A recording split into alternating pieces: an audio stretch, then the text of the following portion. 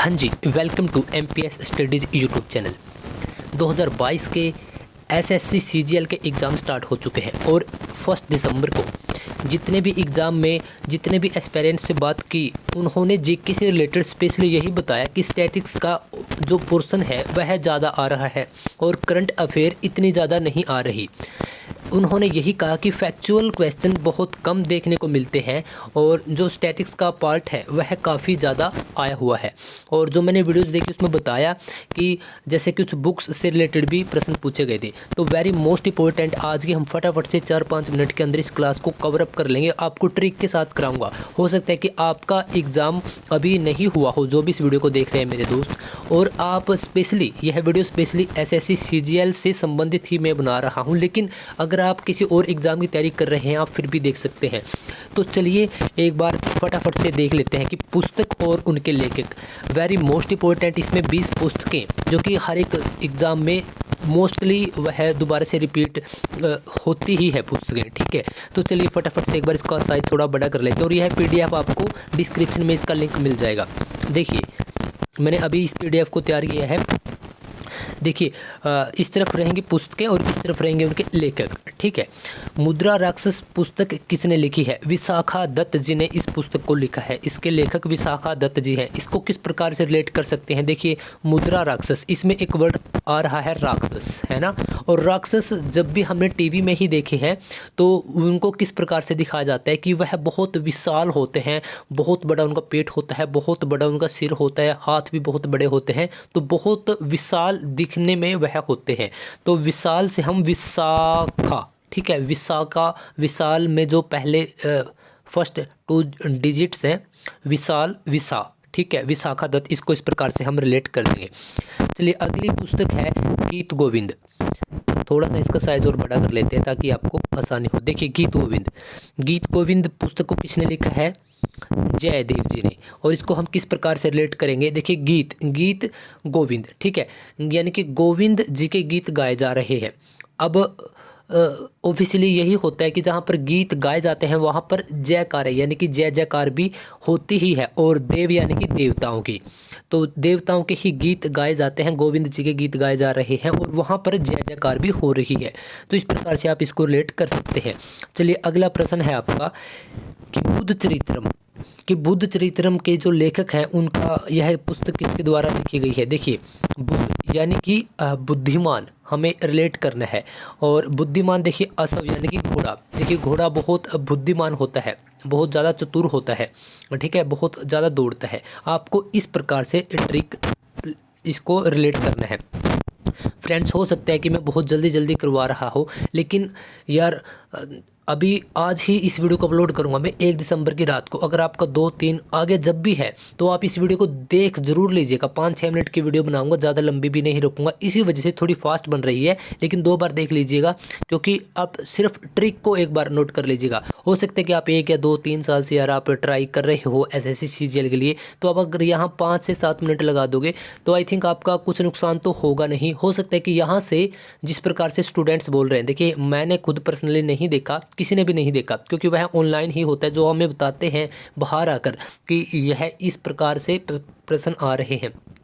तो उसी के बेस पर कुछ, जैसे मैंने कुछ स्टूडेंट्स से उन्होंने बताया कि पुस्तकों के क्वेश्चन पूछे जा रहे हैं, तो मेरे को लगा कि अपने चैनल से पुस्तकों की एक वीडियो बना देते हैं।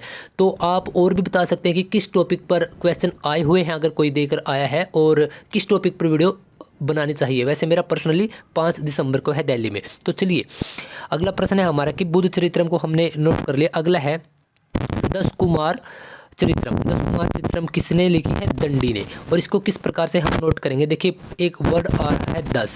10 से हमें डायरेक्टली रावण जी का जो चेहरा है, जिस प्रकार से हमने टीवी में देखा है कि उनके 10 सर होते हैं और आखिर में उनको दंडित भी किया जाता है प्रभु श्री राम जी के द्वारा, है ना।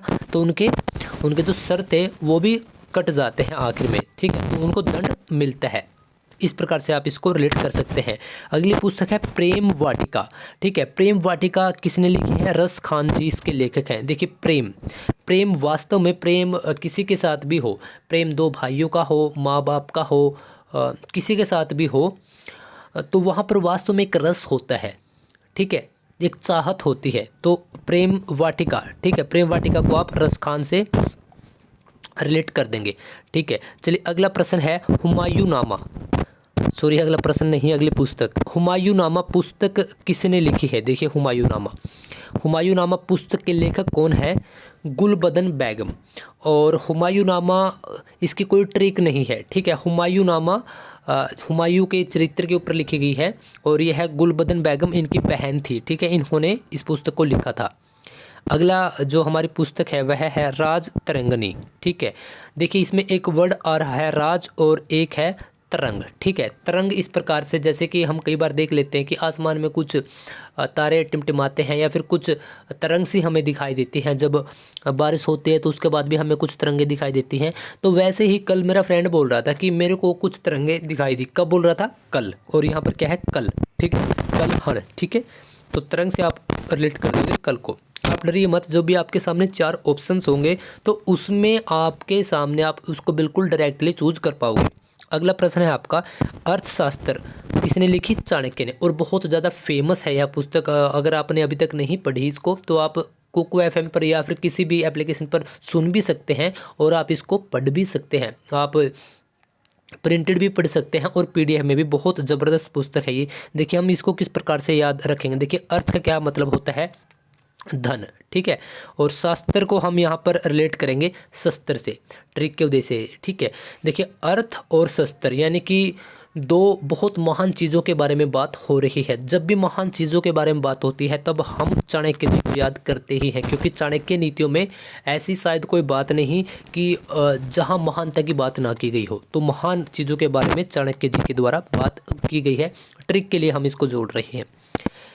अकबरनामा, देखिए अकबर के 9 रत्न हुए हैं। आपको सबको पता है कि 9 रत्न यानी कि 9 फेमस व्यक्ति भी बोल सकते हैं, व्यक्ति ही थे, व्यक्ति ही बोलेंगे। ठीक है, तो 9 रत्न उनमें से एक था उसका जो एक रत्न अबुल फजल। ठीक है, अबुल फजल क्या था? उनका 9 रत्नों में से एक था और इन्होंने इनके ऊपर एक पुस्तक लिखी है अकबर जी के ऊपर, अकबरनामा। तो इसको वैसे कोई शी ट्रिक तो मैंने बनाई नहीं, लेकिन यह 9 रत्नों में से एक था, तो इस प्रकार से आप याद रख सकते हैं। देखिए अनामिका, ठीक है, अनामिका का जो पुस्तक लिखी है इसके लेखक है, इसके कौन है? सूर्यकांत त्रिपाठी। चलिए शाहनामा, शाहनामा देखिए जिस प्रकार से मान के चलिए, हम ट्रिक के उद्देश्य से कर रहे हैं कि मान के चलिए कि कोई एक व्यक्ति है, उसके ऊपर कुछ उसको दोषी करार दे दिया गया था, तब दोबारा से उसको उसके लिए बहुत सारे लोगों को पंचायत टाइप कुछ इकट्ठा किया गया कि यह दोषी नहीं है, लेकिन दोबारा से फिर उसको दोषी ही करार दे दिया गया। ठीक है, तो उसका नाम लिया गया था और उसका नाम दोबारा से फिर दोषियों की कैटेगरी में पाया गया। ठीक है, उसी का नाम। ठीक है, तो उसी का नाम से आप नामा रिलेट करेंगे और फिर दोषी से दोबारा से फिर उसको दोषी पाया गया, उसी का नाम। ठीक है, चलिए अगला प्रश्न है हमारा चरक संहिता। वेरी सिंपल, चरक जी ने इसको क्या है लिखा है। अगली जो पुस्तक है पृथ्वी राज रासो। देखिए पृथ्वी यानी कि धरती, राज यानी कि इस पर राज कौन कर रहा है? ठीक है, इस पर राज कौन कर रहा है? चंद्रवरदा यानी कि चंद्र देवता जी। ठीक है, चंद्र देवता को आप किस प्रकार से रिलेट करेंगे? देखिए कि चंद्र देवता के अंदर सभी क्वालिटीज़ है, जैसे कि वह चमकदार भी है, क्योंकि उनकी जब रोशनी रात को इतनी रोशनी हो जाती है कि बाहर हमें बल्ब की भी ज़रूरत नहीं होती। मतलब कि हम देख सकते हैं, मोस्टली आपने देखा होगा कि हम देख सकते हैं कि चीज़ें कहाँ पर रखी है। नंबर 2 वो शांति का प्रतीक है चंद्रमा। ठीक है, और नंबर 3 बात की जैसे कि सबसे ज़्यादा ज़रूरी क्या है इस पृथ्वी को चलाने के लिए या फिर जीवन को आगे बढ़ाने के लिए? वायु और जल। और जल का रिलेट सीधा जल देवता का रिलेट चंद्रदेव जी चंद्रमा से है, क्योंकि ज्वार भाटा आना। और चलिए यह तो ज़्यादा डीपली बात हो गई, आप इसको सिर्फ इतना ही याद रखिए कि जो पृथ्वी के ऊपर राज कर रहा है वह कौन है? वह चंद्र देवता जी हैं। इतनी बातें आपको याद रखनी है। चलिए अगला प्रश्न है हमारा पद्मावत पुस्तक के लेखक कौन है? मलिक मोहम्मद। ठीक है, इसके लिए कोई विशेष ट्रिक नहीं है, इसको आपको वैसे ही याद रखना पड़ेगा। बीजक, देखिए बीजक में एक वर्ड आ रहा है बीज। बीज मतलब कि जब हम किसी पौधे को लगाते हैं, फसलों के बीज, विभिन्न प्रकार के बीज होते हैं, तो उसी प्रकार से जब बीज बड़ा होकर फल देते हैं, तो उसी प्रकार से कबीर जी के जो दोहे हैं तो वह भी एक बीज के रूप में काम करते हैं। जब हम उनको पढ़ना और दोहराना शुरू करते हैं, समझना शुरू करते हैं, तो वह वास्तव में फलदार होते हैं। उनकी हर एक बात वास्तव में मीनिंगफुल रही है और रहती है। अगला जो पुस्तक है वह है हर्षचरित। इसके लेखक कौन है? बाणभट्ट। इसको शायद आपको पता ही होगा, इसके लिए कोई भी ट्रिक बनाने की हमें ज़रूरत नहीं पड़ती। विनय पत्रिका, देखिए विनय का क्या मतलब हो गया, मतलब कि सभ्यता या मतलब सभ्य तरीके से। विनय का पर्यायवाची क्या है? सभ्य, ठीक है। देखिए जो तुलसीदास जी हैं, तुलसीदास जी को आप रिलेट कीजिए कि बहुत ही सभ्य तरीके से उनकी शब्दावली रही है और जितने भी उन्होंने लेखने का कार्य किया है बहुत ही सभ्य तरीके से किया है। तो आप विनय पत्रिका को किससे जोड़ देंगे? तुलसीदास जी से।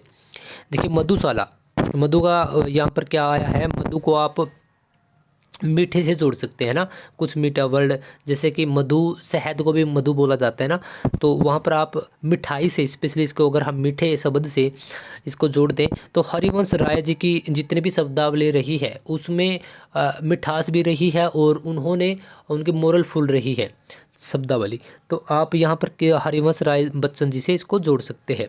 अगली जो पुस्तक है वह है गुलामगिरी, ठीक है। देखिए गुलामगिरी, गुलाम वर्ड आ रहा है, अगर हमें गुलामी किस प्रकार हमने दूर की या किस जो गुलामी थी उसको किस प्रकार से हमने किस प्रकार से हम आज़ाद हुए, यानी कि गुलामी से हम किस प्रकार से निकले।